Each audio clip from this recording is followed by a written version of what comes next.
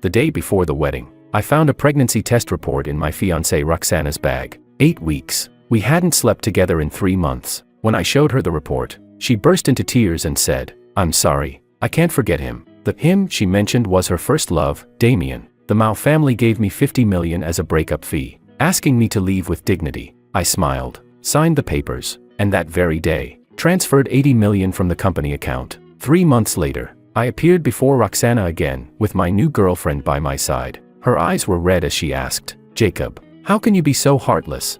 I tightened my arm around the woman beside me and said coldly, "Miss Mao, we're not acquainted." Main story. The night before our engagement party, Roxana Mao said she was tired and wanted to rest early. I thoughtfully poured her a glass of warm water and watched as she swallowed her prenatal pill. Yes, prenatal pill. She thought I didn't know, but yesterday, while she was showering, I found that pregnancy report in her bag. 8 weeks. Single fetus. Healthy development. We hadn't touched each other for 3 months. She said she was too exhausted from work, that her body didn't feel well. I believed her, and even cooked her tonic soups in different styles every day. Thinking about it now, what a damn joke. I sat on the couch and lit a cigarette. In the hazy smoke, I remembered the first time I met Roxana 3 years ago. Back then, I had just started my business. The company had only 200,000 in its account. She was the Mao family's heiress, yet she was willing to eat street food with me. She said she liked my ambition, liked how well I treated her, and I believed her. In 3 years, I grew the company to a valuation of 500 million. For her, I turned down all social engagements and went home on time every single day. But her. On the nights I was working overtime, she rekindled her romance with her first love, Damien. From the bedroom came the sound of her breathing, light, steady. I stubbed out my cigarette, opened my mobile banking app, and began transferring money. There were 83 million in the company account, the fruit of 3 years of my hard work. I transferred it, bit by bit, into my personal account. Each transaction was under 2 million to avoid triggering the risk control system. When I was making the final transfer, Roxana suddenly came out of the bedroom. "Still awake?" she asked, rubbing her eyes softly. I turned off the phone screen. "Couldn't sleep. You thirsty?" She walked over and glanced at the ashtray on the coffee table. "Smoking again? I thought you were quitting." "I'll quit tomorrow," I said with a smile. She smiled too, leaned over to kiss me, and said, "Then I'll go back to sleep. We still need to confirm the ceremony with the wedding planner tomorrow." "Roxana," I called out. If one day, we're no longer right for each other, what would you do?" She froze for a moment, then smiled. "Why are you asking that all of a sudden? We're doing just fine." I just felt like asking. "I'd definitely be sad," she said seriously. "But if that day ever comes, I'd respect your choice." Beautiful words. Too bad they were fake. I watched her return to the bedroom and completed the last few transfers. At 3 a.m., the 80 million were all transferred out. I sent a message to the company accountant, "Hold a shareholders meeting tomorrow at 10 a.m. Then I lay down on the couch and closed my eyes. It was my last night in this house. The next morning, Roxana woke up early. She changed into a white dress and twirled in front of the mirror. "Do I look good?" "You do. Then I'll wear this to the wedding planner today." She smiled sweetly. "Jacob, we'll be married in 3 days. I'm so excited." I said nothing, just looked at her. She seemed to sense something was off and came over to touch my forehead. "What's wrong? Are you feeling unwell?" "No." I took her hand. "Roxana, whose child are you carrying?" Her smile froze. After a few seconds of silence, she suddenly yanked her hand away. "What are you talking about?" "Yesterday, while you were showering, I saw the pregnancy report," I said calmly. 8 weeks. We haven't slept together for 3 months. Roxana's face went pale instantly. She opened her mouth as if to explain, but no words came out. "It's Damien's, isn't it?" I went on. "You ran into him at that charity gala 3 months ago. That night, you said you were going to a bar with your girlfriends, but you went to see him. You investigated me." Her voice was trembling. "I didn't have to. Your phone screen was lit up, and I happened to see his message." I stood up. "After that, I looked into it. You met more than once." Roxana suddenly dropped to her knees and clung to my leg. "I'm sorry. I'm so sorry, Jacob. I didn't mean to. You didn't mean to get pregnant. Or you didn't mean to cheat. I can't forget him," she sobbed, gasping for air. "I thought I was over him, but the moment I saw him again, I realized I still love him." "So you slept with him, got pregnant with his child, and still plan to marry me?" "No." She lifted her tear-streaked face. "I love you. I really do.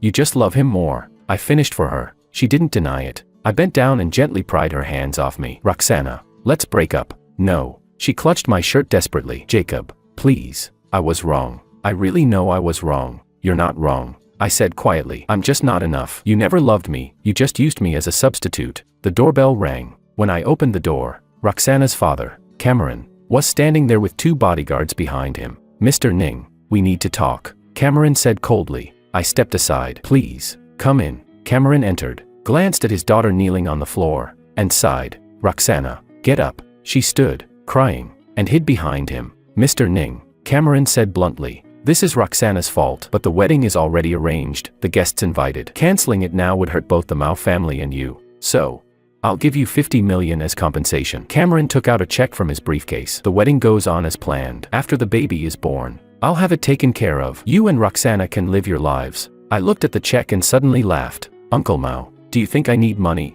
"Even if you don't, it's compensation," Cameron said, his tone hardening. "Mr. Ning, you know how powerful the Mao family is in this city. If you insist on breaking up, I can't guarantee your company will survive smoothly." A threat. A naked threat. "And what if I told you I've already transferred all the company's money?" Cameron's expression changed. "What do you mean?" "The 83 million in the company account, it's all in my personal account now." I showed him my phone with the transfer records. "I'll take your 50 million, though." "Jacob," Roxana screamed. "How dare you? That's company money." "The company is mine alone," I said, turning to Cameron. "It's right there in the contract. 100% of the shares belong to me. Your Mao family was just an angel investor. You cashed out long ago." Cameron's face darkened. "You planned this from the start, didn't you?" "It wasn't planned," I said calmly, taking the check. "Just a last-minute decision last night." "Uncle Mao, I'll take this 50 million as compensation for 3 years of emotional damage. You'll regret this." Roxana Mao lunged toward me, but the bodyguards held her back. "The only thing I regret," I said, looking straight at her, "is ever meeting you. Roxana, I wish you and Damien happiness." With that, I picked up the suitcase I'd packed the night before and walked out without looking back. Behind me came Roxana's heart-wrenching cries, but I didn't turn around. Outside the apartment building, the sunlight was blinding. I took a deep breath, the suffocating weight in my chest finally lifted. My phone rang. It was Mickey, my partner and childhood friend. "Jacob, did you really empty out the company's account?" "Yeah. Left 10 million for operations. Transferred the rest. What's next?"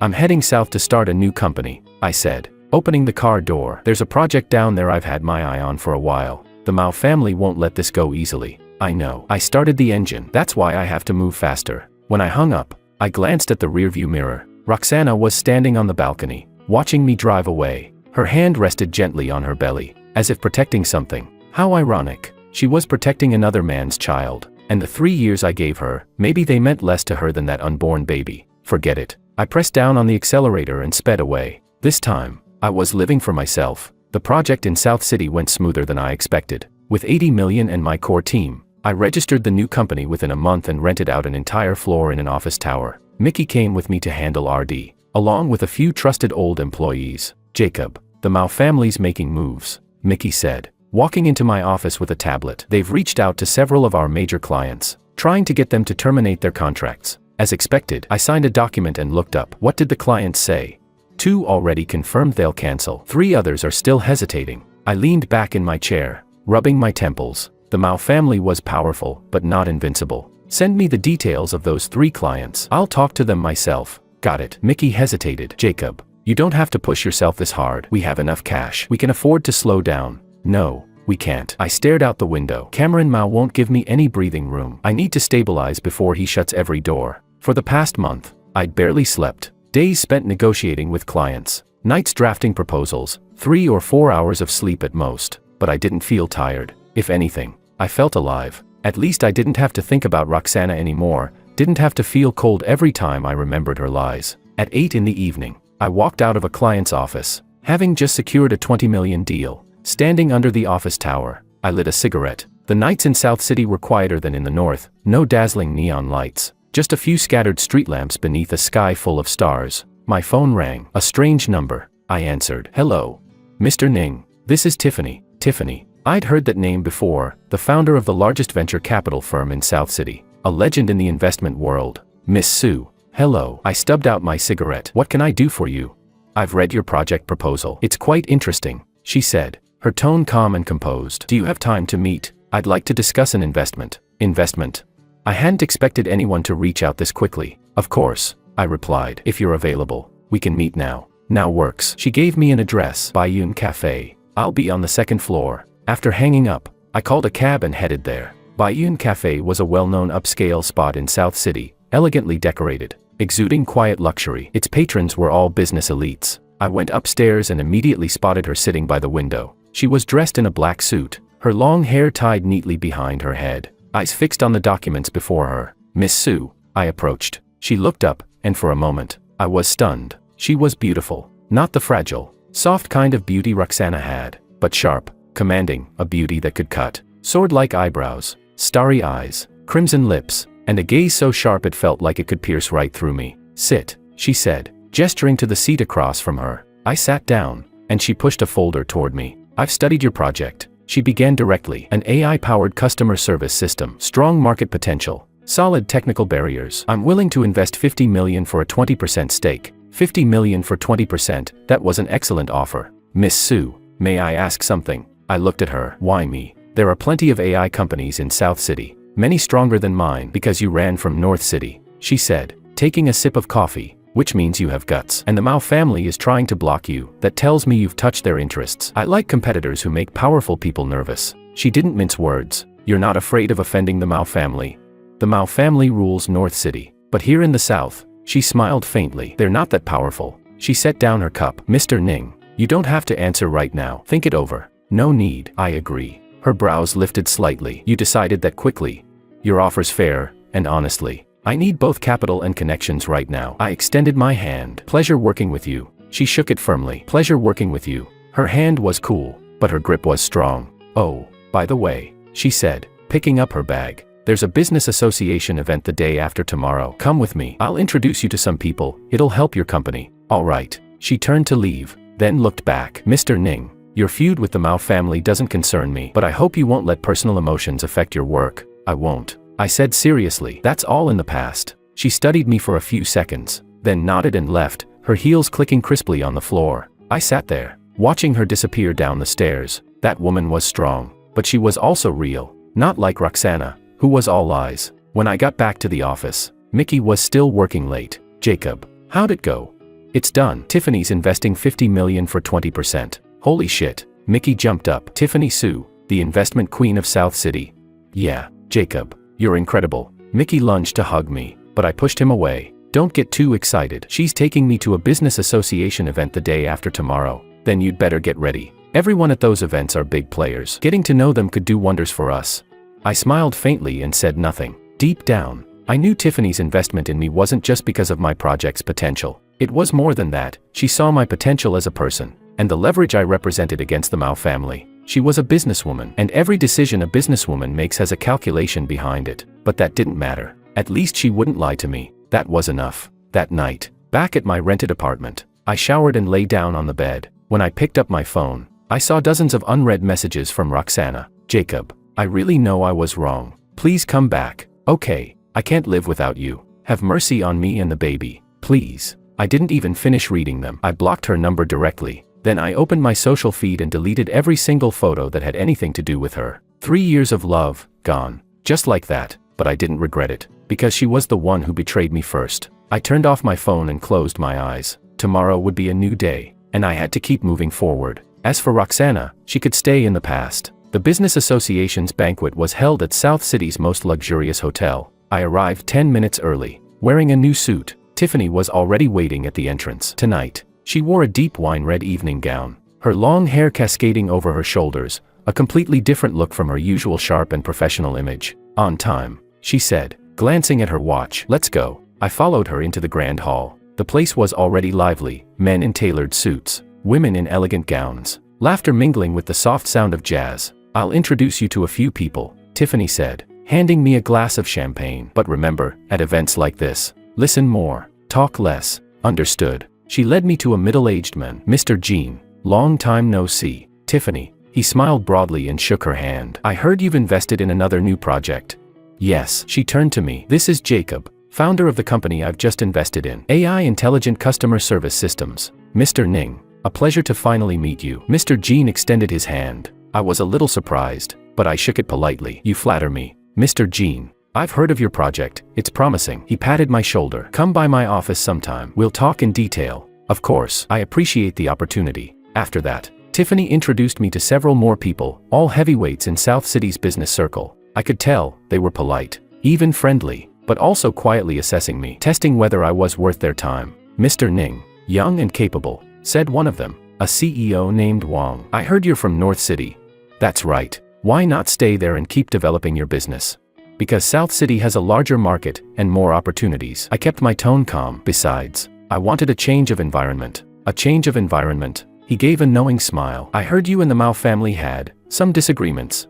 Of course, they all knew my story. The Mao family is the Mao family, I said evenly. And I'm me, Mr. Wang. When I do business, I judge by projects and ability, nothing else. Bold. He raised his glass. I like that. We clinked glasses and drank. Tiffany didn't say anything beside me, but I knew she was watching. Halfway through the event, I excused myself to the restroom. As I walked down the hallway, a familiar voice stopped me in my tracks. Roxana, what are you doing here? It was Damien. I stopped walking and hid behind a marble pillar. I came to find Jacob. Roxana's voice trembled, thick with tears. He blocked me. I can't reach him. What do you want with him? Damien's tone was impatient. You already decided to keep the baby, didn't you? I regret it. Roxana choked up. Damien, I realized I still love Jacob. I shouldn't have lied to him. What's the point of saying that now? Damien sounded annoyed. You made your choice, and now you regret it. But Enough. Damien snapped. Roxana, let me make this clear. I'm not going to marry you. If you want to keep the baby, fine. If not, get rid of it. But stop bothering me. What did you say? Roxana's voice rose sharply. Damien, this is your child. I know, he said coldly. But I never said I'd take responsibility. You're the one who insisted on keeping it, you bastard. A sharp slap echoed down the hallway. I stepped out from behind the pillar. Roxana was clutching her cheek, and Damien had just shoved her hand away. Don't act like a victim, Roxana, he sneered, straightening his collar. You came to me first. Don't play the poor woman now. You think that'll make me soft? Damien, Roxana cried out in despair. And then she saw me. In that instant, her expression froze. Jacob. I said nothing. I just looked at her quietly. She looked terrible, nothing like the woman I once knew. Her eyes were swollen from crying, her face pale, her whole figure thinner, fragile. What are you doing here? I asked flatly. I came to find you. She stepped forward, trying to take my hand, but I pulled away. Jacob, please, let's start over. Okay. Start over. I laughed. Roxana, do you think you deserve that? I know I hurt you. I know I was wrong, she sobbed, tears streaming down her face. Jacob, I don't want Damien anymore. I just want you, but I don't want you. I looked her in the eyes. Roxana, listen carefully. I'm not going back. Why? She screamed. I'm begging you. Jacob, why can't you forgive me? Because you're not worth it. I turned to leave, but she suddenly wrapped her arms around my waist from behind. Jacob, please. I can't live without you, she cried, her voice breaking. Without you, I'll die. That's your problem. I pried her hands away. Roxana, don't bother me again. When I walked back into the banquet hall, Tiffany was standing at the entrance, watching me. Ran into your ex? She asked. Yeah. How did it go? I said what needed to be said. I adjusted my suit. Miss Sue, shall we continue? She studied me for a moment, then nodded. Let's go. That night, I met countless people and collected several business cards. On the drive back, Tiffany suddenly spoke. Jacob, I admire your decisiveness. What? Your attitude toward your ex. She kept her eyes on the road. A man who hesitates over the past will never accomplish great things. I smiled faintly and didn't reply. To be honest, I wasn't sure if I had truly moved on, but I knew one thing. I couldn't look back, because looking back meant losing. When the car stopped in front of my apartment, I opened the door to get out. Tiffany called after me. Jacob. Yeah.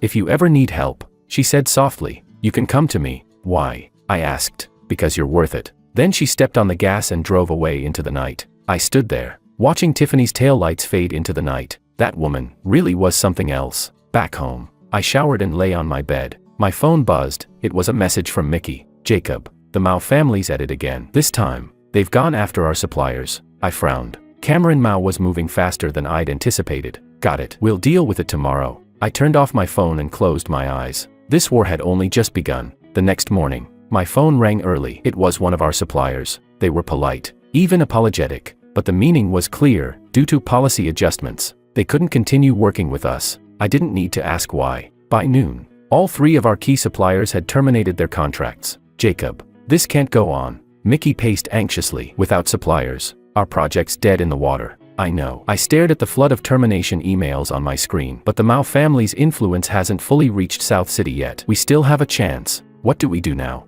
Find new suppliers. I stood up. South City's huge. There's no way the Mao family controls everyone. For the next week, I practically lived on the road. I visited every major supplier in South City. Some rejected me outright. Some quoted outrageous prices, and others just said they'd think about it. On the 8th day, I finally found one willing to cooperate. The owner was a man in his 40s named Zhang. After listening to my story, he smiled and said, "Young man, I like your spirit. You don't give up. Mr. Fu, you're willing to work with me?"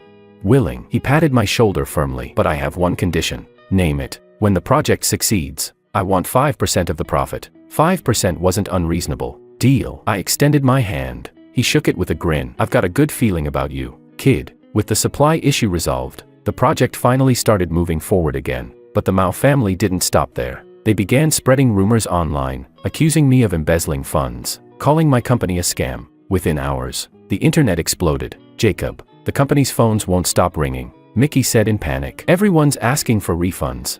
"Ignore them," I said coldly. "Tell the legal department to prepare a lawsuit. We'll take the defamers to court, but lawsuits take time. The public opinion's already turning against us." "I know." I opened my laptop. "But we can't panic. The worse the storm gets, the calmer we need to be." That afternoon, I published an official statement on the company website and all social media platforms. In it, I addressed every rumor point by point, attached financial reports and project progress data for full transparency, and publicly exposed the Mao family's interference. Suppliers pressured to back out. Clients threatened to withdraw. Everything. The effect was immediate. Public opinion flipped overnight. "So he's being crushed by a big corporation. Poor guy's just trying to make it. Mao family's a monopoly. Disgusting. We stand with you, CEO Ning. Keep fighting." The comment sections were flooded with support. The Mao family hadn't expected such a direct counterattack and found themselves suddenly on the defensive. "Jacob, you're a genius," Mickey nearly shouted. "The internet's all on our side now."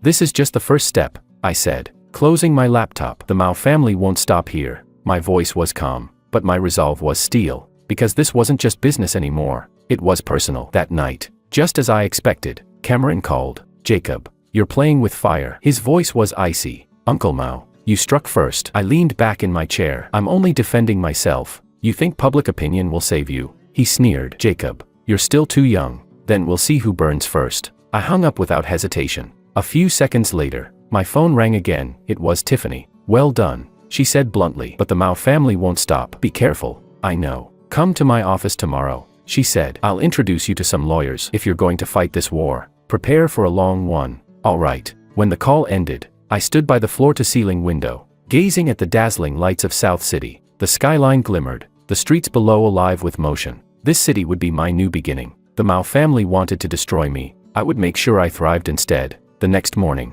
I went to Tiffany's company. Her office was on the top floor, spacious, minimalist, with a wall of glass overlooking the entire city. "Sit." She gestured to the sofa. I sat down, and she poured me a cup of tea. "These are the best lawyers in South City," she said, introducing the team seated across from me. "They'll handle the Mao family's lawsuit against you." "Lawsuit?" I frowned. "Yes, the Mao family just filed it this morning, accusing you of defamation, demanding a public apology and 50 million in damages." 50 million. Exactly the same amount as the breakup fee. They want their money back, I said with a cold smile. "What a convenient move. Which is why you need to be prepared," Tiffany said seriously. "This won't be easy, but you do have a chance." For the next 2 hours, the lawyers walked me through every detail, the charges, the evidence, our defense strategy. I listened carefully, asked questions when I needed to, and took notes. All the while, Tiffany sat quietly beside me, observing. When the meeting ended and the lawyers left, the office fell silent. Only the hum of the air conditioning remained.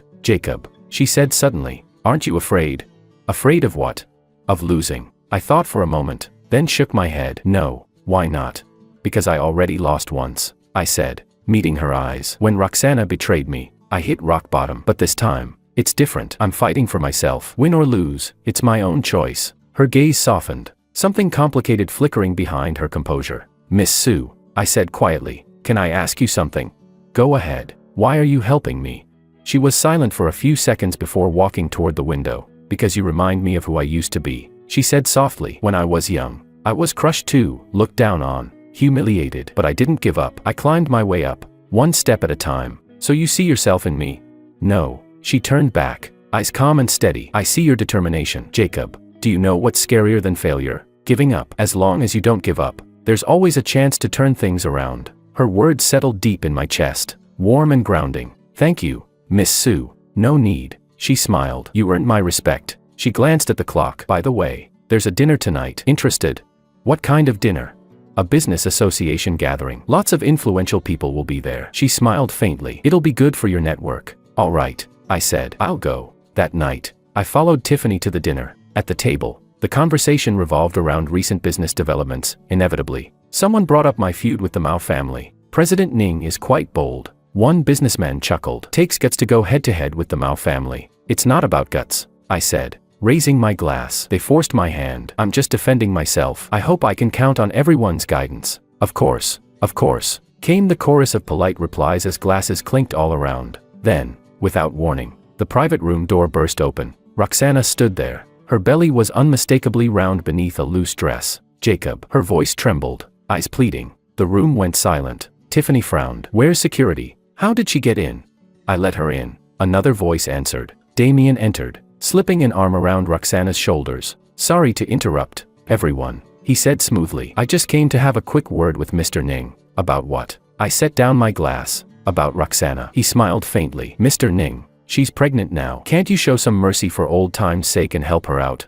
Help her? I let out a cold laugh. What does she need my help for?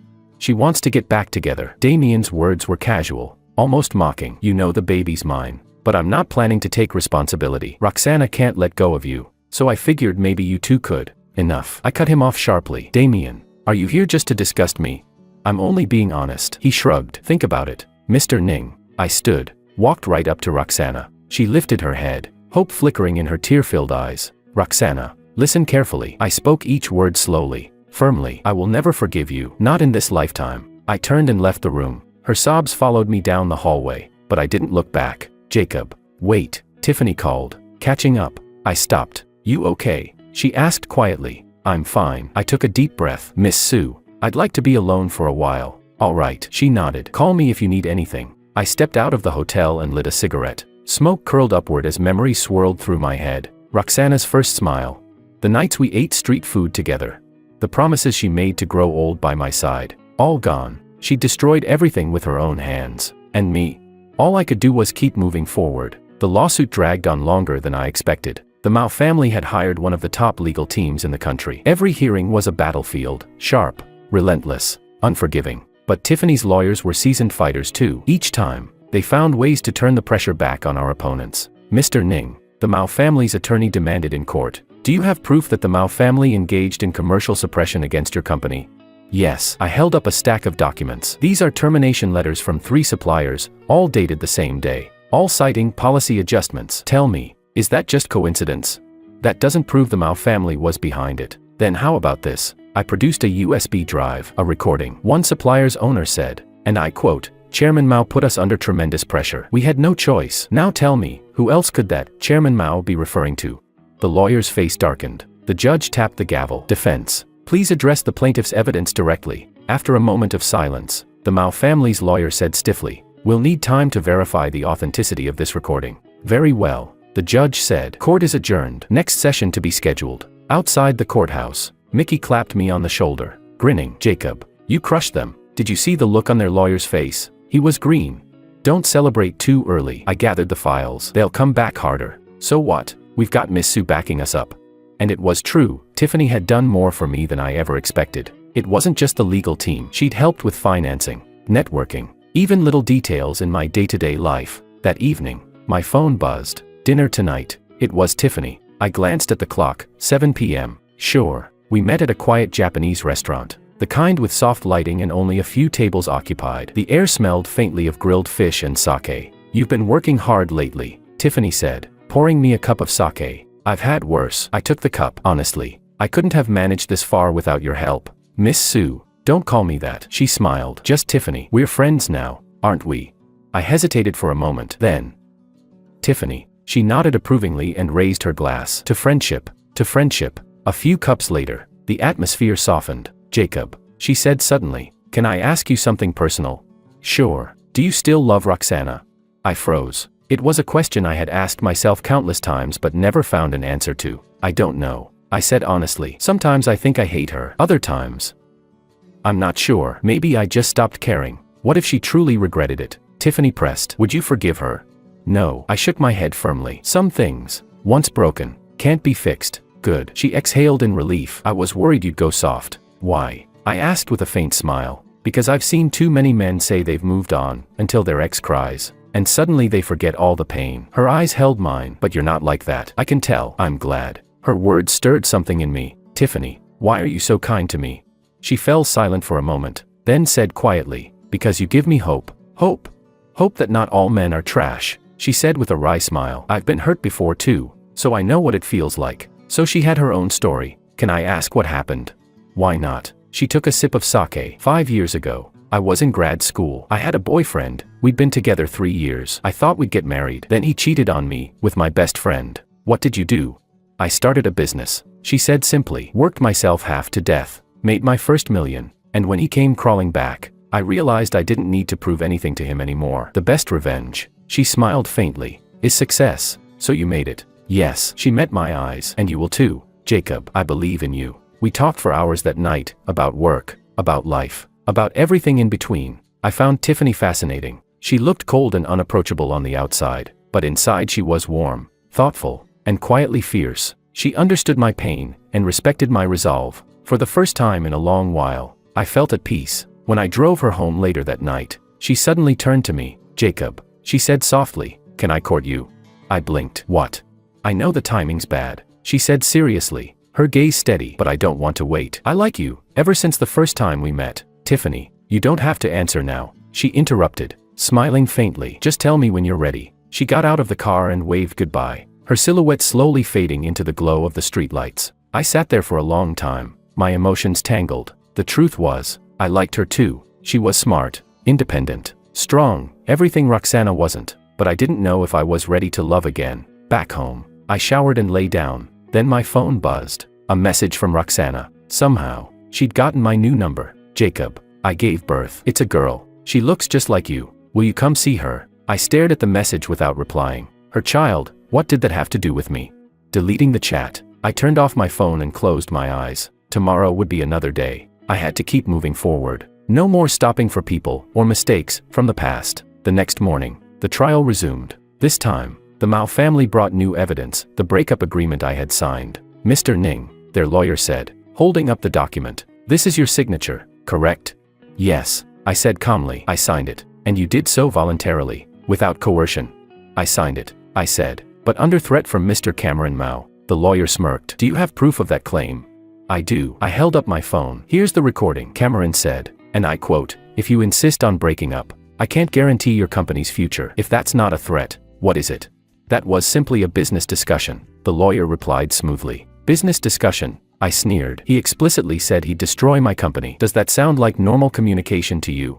The judge banged the gavel. "Order in the court. Both parties will remain calm." The hearing stretched into the afternoon. Finally, the judge announced, "Court adjourned. The verdict will be delivered after deliberation." When I stepped out of the courthouse, I felt the exhaustion hit me all at once. 4 weeks. I'd been balancing this lawsuit and the company's operations, sleeping no more than 3 or 4 hours a night. "Jacob, you don't look good," Mickey said worriedly. "You should see a doctor." "I'm fine." I waved him off. "Just tired. Let's get back to the office." When we got back, I had barely sat down before my secretary knocked on the door. "Mr. Ning, there's a lady outside asking for you." "Who?"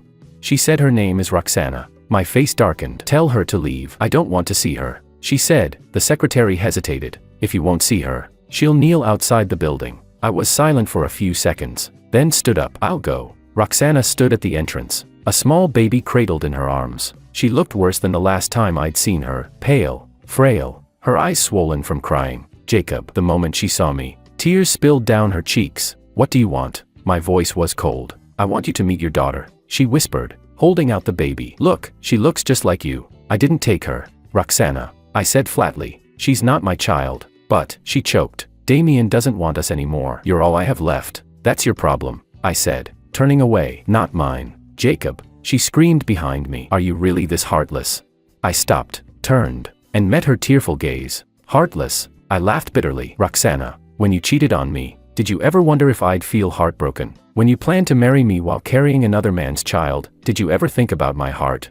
"I was wrong," she sobbed. "I really was. Jacob, I swear. It's too late." I looked at her one last time. "Roxana, stop showing up. Don't make me hate you even more." I turned and walked away. Behind me, her wailing filled the street, but I didn't look back. because I knew, the moment I looked back, I'd lose. The verdict was finally out. The court ruled in my favor. The Mao family lost the case. They were ordered to make a public apology and compensate me 10 million for emotional damages. Jacob, we won. Mickey practically jumped out of his seat. I looked down at the judgment papers, feeling nothing. Victory didn't bring joy, because no matter how much I won, those 3 lost years weren't coming back. Let's go, I said, standing up. Dinner's on me tonight. That evening, I treated the whole team to a celebration dinner. Everyone was laughing, clinking glasses, talking about the future. Tiffany came too. She raised her glass toward me. Congratulations, Mr. Ning. A well-earned victory. Thanks to you, I said, touching my glass to hers. She smiled. Not me, you. You fought for yourself.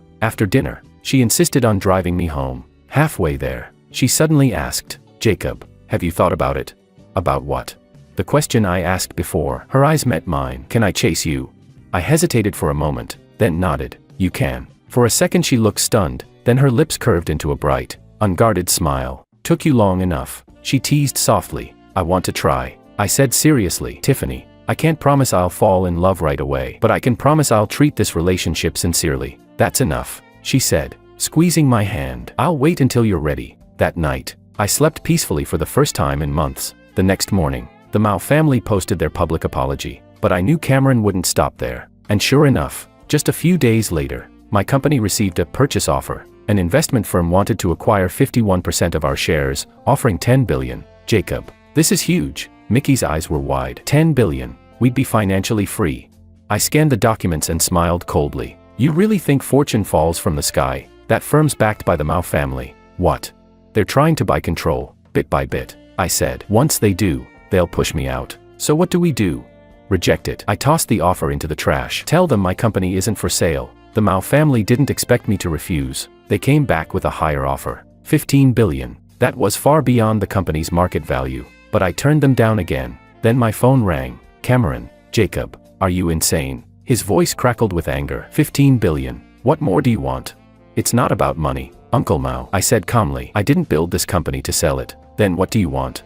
I want to prove I can succeed without the Mao family. Silence. Then, a cold laugh. We'll see about that. He hung up. A minute later, a message from Tiffany popped up on my phone. Good job. Don't flinch. I smiled faintly. Never. The days that followed were smoother than ever. Our new product launched to overwhelming demand. Orders came in non-stop.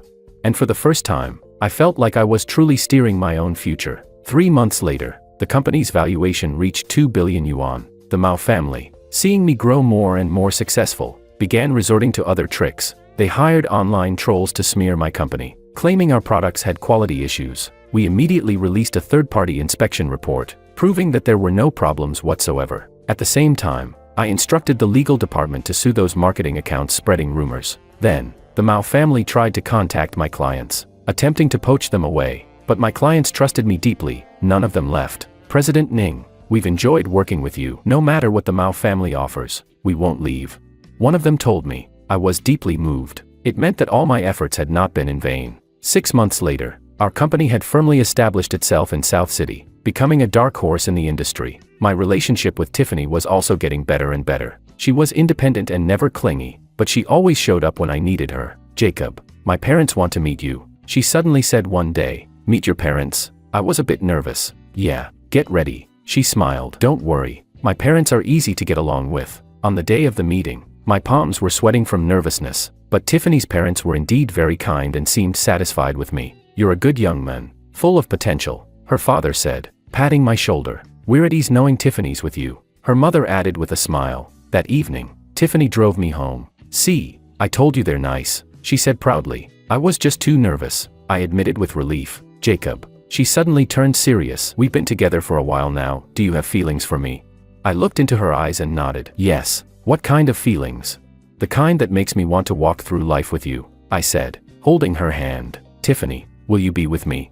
I've been waiting for you to say that, she said with a radiant smile, throwing herself into my arms. In that moment, I suddenly felt that life had hope again. Roxana was my past, but Tiffany, she was my future. The next day, Tiffany and I made our relationship public. The business world was in an uproar, full of congratulations. When the Mao family heard the news, Cameron's face was said to have turned dark. As for Roxana, when she saw the news, she broke down. She sent me a long message, saying she regretted it, that she couldn't live without me, but I didn't read a single line. I deleted it right away. Because I knew she didn't regret hurting me, she regretted losing the man I had become. If I were still that penniless Jacob from before, would she regret it? No. She only regretted missing out on a rising star. That kind of regret, I didn't need. When the news of our company going public spread, the entire business world turned its attention to us. The Mao family couldn't sit still anymore. They began frequently contacting my partners, trying to undermine the company from within. Jacob, a few partners have been poached by the Mao family, Mickey said worriedly. Expected, I said, gazing out the window. But it's fine, those who left were fair-weather friends. The ones who stay are truly loyal. But if this keeps up, our losses, short-term, yes, there'll be losses. I turned around calmly. But in the long run, it's good for us. The unfaithful are gone, and the ones who join next will be the dependable kind. Sure enough, it didn't take long before new partners started approaching us. And they weren't just anyone, they were some of the best in the industry. President Ning, we've wanted to work with you for a long time, one of them said. But the Mao family was putting pressure on us before, and we didn't dare to act rashly. Now that you've secured your position in South City, we're not afraid anymore. Welcome aboard, I said, shaking his hand. The company kept growing stronger, and its valuation continued to climb. That day, I was in the middle of a meeting when my secretary suddenly knocked on the door. President Ning, someone's here to see you. Who? She says she's Roxana's mother. I frowned, but still told her to let the woman in. Mrs. Mao walked in, wearing a polite, almost flattering smile. President Ning, it's been a long time. Mrs. Mao, what can I do for you? I asked coldly. It's like this, she said cautiously as she sat down. Roxana isn't doing well. The child has no one to look after him. I wanted to ask if you could. Mrs. Mao, I interrupted. Roxana and I have nothing to do with each other anymore. I won't get involved in her affairs. But she's truly miserable now. Mrs. Mao's eyes turned red. President Ning, please, for the sake of what you two once had, help her just this once. What we once had. I gave a cold laugh. It's because of what we once had that I won't help her. President Ning, Mrs. Mao, please leave, I said, standing up. I still have work to do. She wanted to say something more, but when she saw my expression, she sighed quietly and left. After sending her away, I sat back in my chair and rubbed my temples. How long was Roxana planning to keep haunting my life? That night, I had dinner with Tiffany. Roxana's mother came to see me today, I said. What did she want? Tiffany put down her chopsticks. She wanted me to help Roxana. And what did you say? I refused. I met her eyes. Tiffany, I'm not going to soften up. I know, she said, holding my hand. Jacob, I trust you. After dinner, we took a walk together. South City at night was beautiful, gentle streetlights, relaxed pedestrians. Jacob, what do you think our future will be like? Tiffany asked suddenly. It'll be wonderful, I said, wrapping my arm around her. We'll build the company bigger together, then get married, have kids, and live a simple but happy life. Sounds nice, she smiled. So when are you going to propose to me? Soon, I said seriously. Once the company goes public, I'll propose. Then I'll be waiting. When I got home, I turned on my computer and started handling some work. Suddenly, my phone rang. It was an unknown number. I picked up. Hello. Jacob, it's me. Roxana's voice came through the line. I frowned. How did you get my number again? Jacob, please, meet me. Just once, she sobbed. Only one last time. After that, I promise I'll never bother you again. I paused for a few seconds. Where?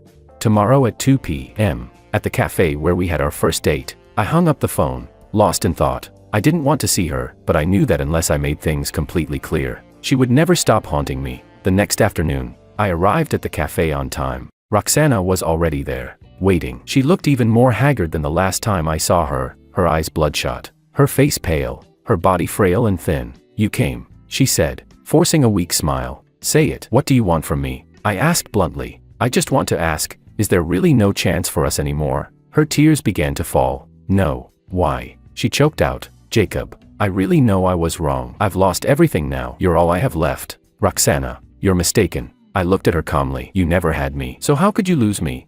But we were together for 3 years. Those 3 years, did you really love me? I cut her off. You loved how good I was to you. The sense of security I gave you, but never me as a person. She froze. If you truly loved me, you wouldn't have betrayed me the moment Damien appeared. I continued. You didn't love me, you were just addicted to having me around. No, she shook her head desperately. I really loved you. Then tell me. I stared into her eyes. What exactly did you love? My ambition, my kindness, or the success I have now?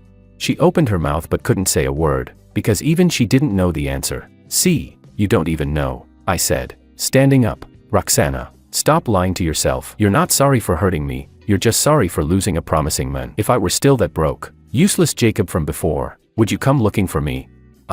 No, you wouldn't. I answered for her. So stop talking about love. You're just unwilling to accept that it's over. With that, I turned to leave. Jacob, she shouted suddenly, do you love Tiffany now? Are you sure you're not just with her to get back at me? I stopped, turned around, and looked at her. I'm sure, I said firmly. Tiffany is nothing like you. She doesn't lie to me. She doesn't betray me. And she never treats me like a backup option. She's genuine with me, and I'm genuine with her. But you don't love her. Roxana screamed, almost hysterical. You don't love her. You're just using her as a replacement for me. And even if she is a replacement, so what? I sneered. At least she's 100 times better than you. Without another word, I turned and walked out. The moment I stepped out of the cafe, I took a deep breath. This time, I knew I had truly let go. Roxana was my past. My future was Tiffany. That night, I told Tiffany about meeting Roxana. What did she say? She asked. She asked if there was still a chance between us. I said, holding her hand. I told her there wasn't. And what else did she say? She said I didn't love you, that I was only with you to get revenge on her. Tiffany was silent for a few seconds, then quietly asked, do you love me? I looked into her eyes and said seriously, yes. Since when? I don't know. I thought for a moment, maybe when you helped me for the first time, maybe when you stood by me through those lawsuits, or maybe when you said, I believe in you. And now, she pressed softly, now I'm sure, I love you. I pulled her into my arms. Tiffany, I know when we first got together, I hadn't completely moved on, but now it's different. Now I'm certain, you're the one I love. She held me tightly, her voice trembling. Jacob, I've waited so long to hear you say that. I'm sorry for making you wait. No, I'm willing to wait, she said, looking up at me, eyes shining with emotion, because you're worth it. That night, we fell asleep in each other's arms. I had a dream. In it, Tiffany and I were getting married. She was in a white wedding dress, smiling so beautifully that it lit up the whole world. When I woke up, sunlight was streaming through the window, and in that warm light, I made a decision. I was going to propose to Tiffany. The company's IPO date was set for 3 months later. During that time, I was incredibly busy, meetings, audits, negotiations, but I felt grounded and fulfilled, because I knew everything I was doing was for our future. Tiffany was busy too. Her investment firm had taken on several new projects, and she was flying between cities almost every day. But no matter how busy we were, we always made time to video call every night, to talk, laugh, and share updates about work. Jacob, I've noticed the Mao family's recent moves, she said one evening. What kind of moves? They're selling off a lot of their stock. It looks like their cash flow is collapsing. She frowned. Do you think it's because of the lawsuits with you and all those smear campaigns? Maybe they drained too many resources. That's possible, I replied after thinking for a moment. But it's got nothing to do with us. Let them deal with their own mess. True, she nodded, then smiled playfully. By the way, my birthday's next week. Any plans? Of course, I said, grinning mysteriously. You'll find out soon enough. Come on, tell me, she pouted. If I tell you, it won't be a surprise. After hanging up, I immediately began planning the proposal. I hired a professional team, reserved the best seaside restaurant, and bought a ring, a 5-carat diamond, elegant and understated, just the style Tiffany loved. When her birthday arrived, I took her to that restaurant by the sea. I had rented out the entire place. Roses filled the room, and a violinist played her favorite melody softly in the background. Jacob, you, she gasped, eyes wide in surprise. Tiffany, happy birthday, I said, holding her hand as I led her to the center of the room. The music stopped, the lights dimmed, leaving a warm spotlight around us. I got down on one knee and took out the ring. Tiffany, meeting you is the luckiest thing that's ever happened to me. You helped me when I was at my lowest, stayed by my side when I needed it most. You showed me that there are still people in this world who can truly care for me. Tiffany, will you marry me? Her hands flew to her mouth as tears spilled from her eyes. Yes, she nodded hard, voice trembling. Yes, I will. I stood, slipped the ring onto her finger, and pulled her into my arms. Applause erupted around us. My friends, who I'd invited secretly, stepped out clapping and cheering. Congratulations, President Ning. Congratulations, Miss Su. Everyone gathered to offer their blessings. That night was the happiest of my life, because I had finally found the person I wanted to spend forever with. When we got home, Tiffany couldn't stop looking at the ring on her hand, smiling from ear to ear. Jacob, I'm so happy, she said, throwing herself into my arms. I'm happy too, I whispered, kissing her forehead. Tiffany, thank you for coming into my life. No, I should thank you, she said softly, looking up at me. Jacob, I love you too. That night, We talked about our future, where to hold the wedding, where to go for our honeymoon, how many kids we might have. Everything felt so perfect, but just then, my phone rang. It was Mickey. Jacob. Something's happened. His voice was urgent. What is it? The Mao family's gone bankrupt. I froze. What did you say? They're bankrupt. The court just announced it. Mickey said quickly. Cameron's been arrested for embezzlement and illegal fundraising. All of the Mao family's assets have been seized. I hung up the phone, lost in thought. The Mao family had gone bankrupt. The news came so suddenly that I didn't know how to react. What's wrong? Tiffany asked. The Mao family's gone bankrupt. I said. What? She was equally shocked. How did that happen so fast?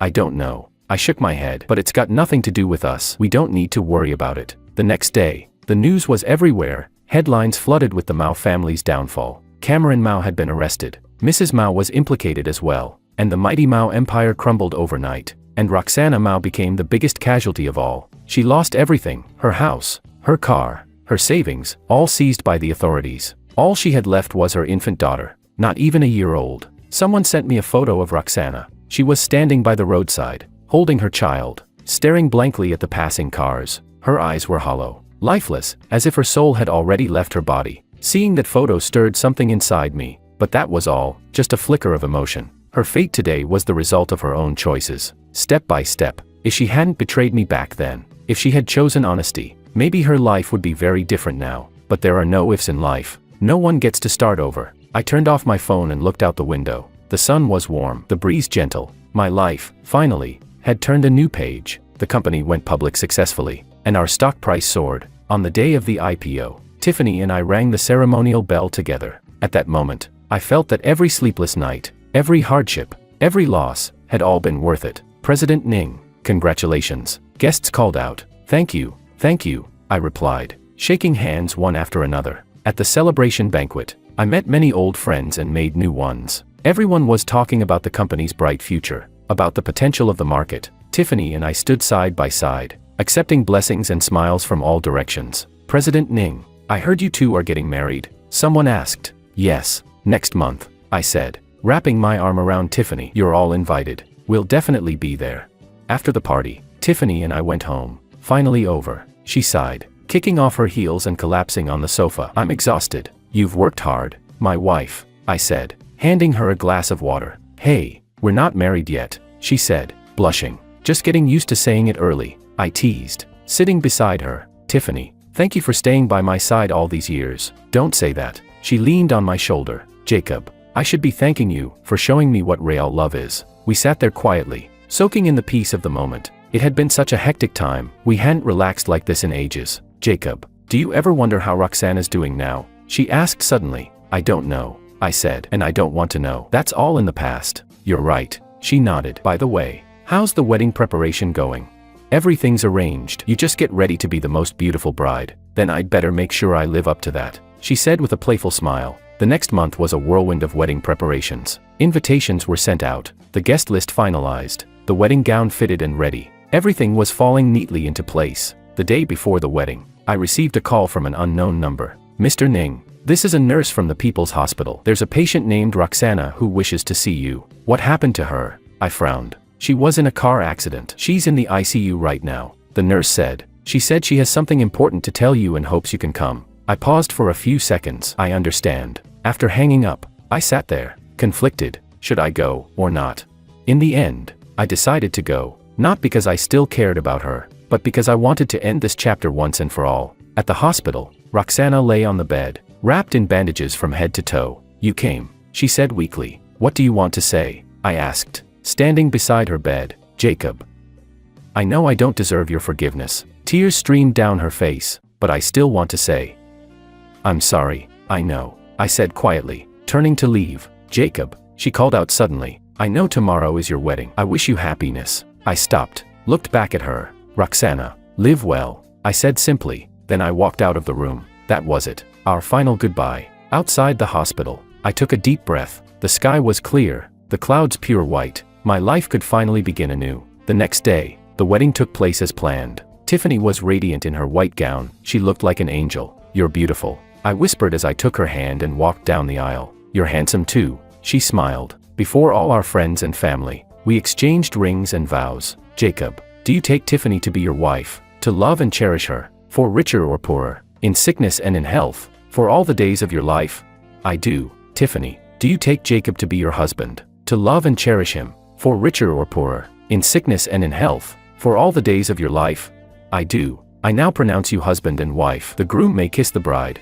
I kissed her lips as the hall erupted in applause and cheers. At that moment, I felt like the happiest man alive. After the wedding, we went to the Maldives for our honeymoon. White sand, turquoise waves, and golden sunlight. Everything felt perfect. Jacob, are you happy? She asked, lying on a beach chair beside me. Very happy, I said, taking her hand. I've never been this happy before. Me too, she smiled. Jacob, thank you for marrying me. No, thank you for marrying me. We sat quietly, watching the waves roll in, enjoying our moment of peace and love. The pain of the past had become nothing but a memory, and the future was full of hope. After our honeymoon, we started our new life together. We worked hard during the day, had dinner together every evening, and spent weekends going on little trips outside the city. Ordinary, yet full of happiness. Tiffany was pregnant, and we were both overjoyed. Jacob, who do you think the baby will look like? She asked, gently touching her belly. Like you, I said with a smile. I hope it's a girl, beautiful,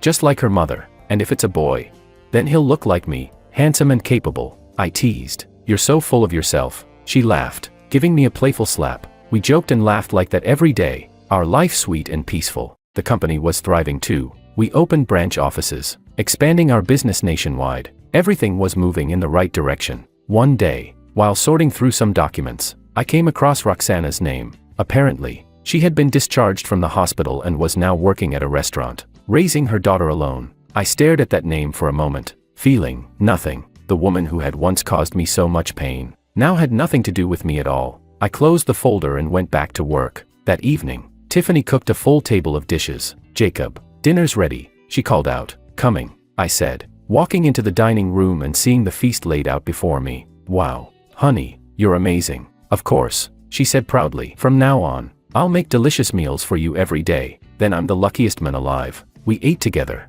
watched TV together, and chatted about everything and nothing. Life was simple, but so happy. And that was exactly the kind of life I wanted. No need for grand surprises, no need for extravagant romance, as long as the person I love is by my side.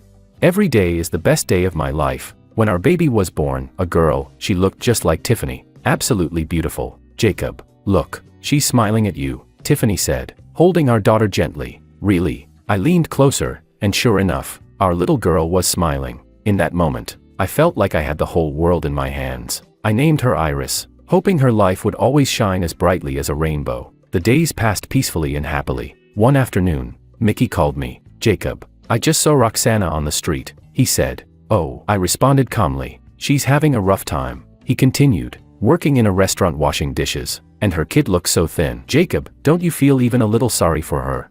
No, I said quietly. Her situation is the result of her own choices. Yeah.